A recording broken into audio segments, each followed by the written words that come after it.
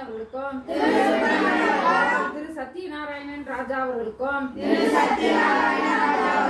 குடும்பத்தார் அனைவருக்கும் எங்களது மனமார்ந்த நன்றியை தெரிவித்துக் கொள்கிறோம்.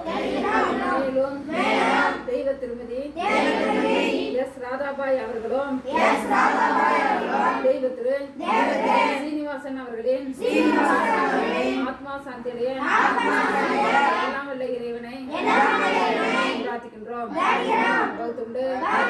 பல்லுயிர்